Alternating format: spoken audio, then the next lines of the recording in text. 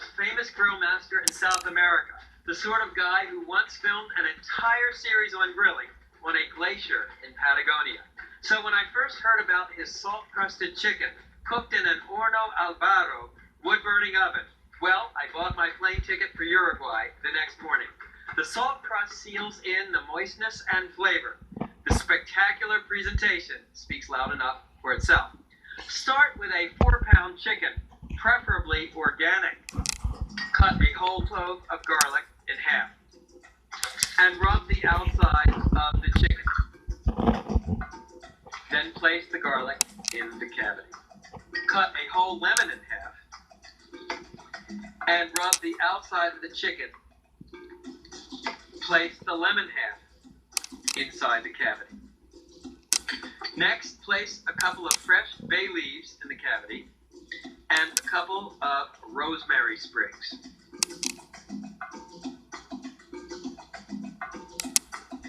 Next, fold the wingtips under the chicken and take about 2 feet of butcher's string and truss the chicken. Bring it under the tail of the chicken and over the ends of the drumsticks.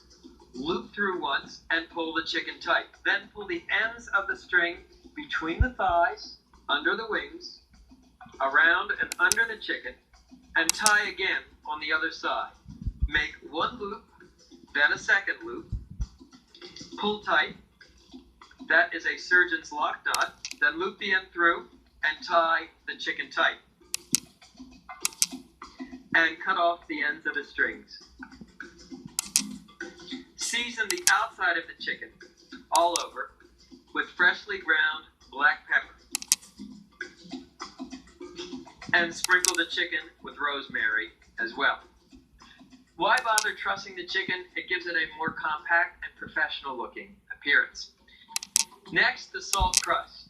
Start with about 6 pounds of coarse salt, kosher or sea, and pour it into a bucket.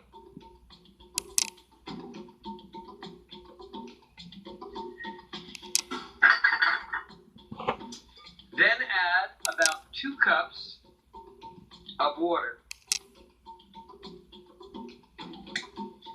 and start mixing the salt. You're looking for a mixture with the consistency of wet snow. Francis Melman actually has 3 restaurants in South America, including one in Garzon, Uruguay. He's also the author of a spectacular book on live fire cooking called 7 Fires. Okay, now to put this all together, take some of the salt and arrange it on a cast iron plate to make a pedestal.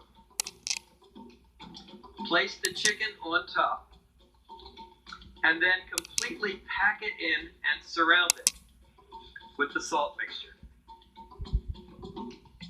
This process of salt crusting and baking is not limited to South America. It's also a popular technique in Italy, where it's used to make salt-crusted branzino, sea bass. Pat the salt crust with your hands to make sure there are no cracks or fissures. Let me wash my hands, and I'll show you the oven. This is a wood-burning oven. It's lined with Firestone. This is the home-size model of the professional ovens used in pizzerias and restaurants with wood-burning ovens. A few hours earlier, I built a hardwood fire, and you use whole logs on a bed of embers. It takes about 2 hours for the oven to come up to temperature.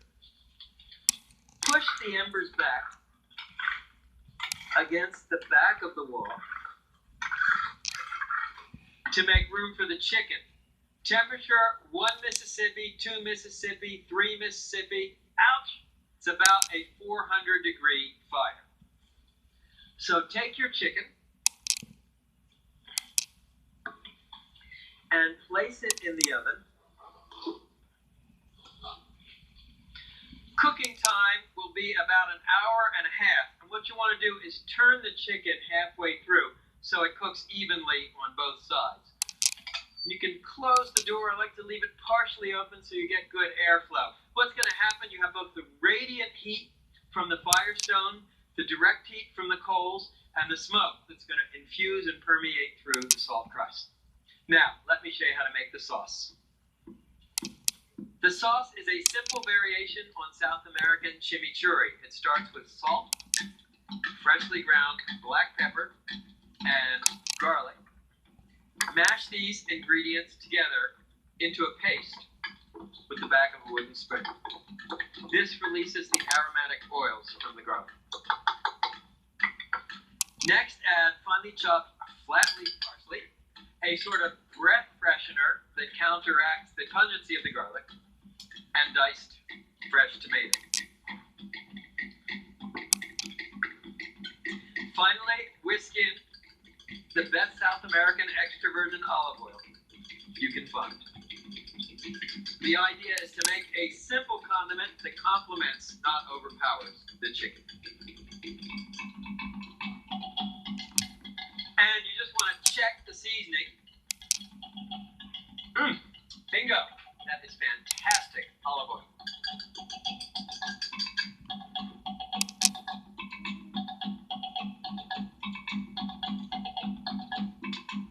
So we'll open the oven door and just rotate the chicken. Remember, the pan will be excruciatingly hot, so wear thick protective gloves. And you can use a meat hook to help you turn the cast iron plate. So we'll continue cooking the chicken another 40 minutes.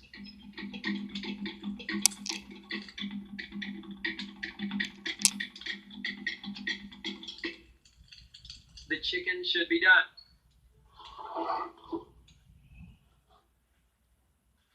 And place it on a large baking sheet. It's very hot, so you want to let it sit for a few minutes. Now, how do you know the chicken is cooked? Well, if you make this often enough, you sort of get a feel for it. But you can also use an instant read meat thermometer. Gently tap it through the crust. If you're looking for 180 degrees, we've got it. Take a heavy implement like a cleaver and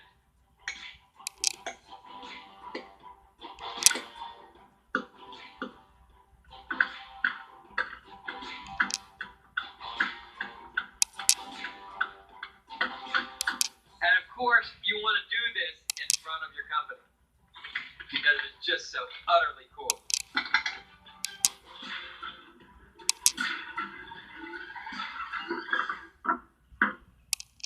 The fragrance of the lemon and rosemary, really nice. So then you want to take a pastry brush and start brushing off the excess salt. The idea of salt crusting, an ancient technique designed to seal in moisture and flavor. Finally, don't forget to cut the trussing strip. Let's see how we did. Take a couple slices of the breast meat, and you can spoon a little of the parsley tomato sauce.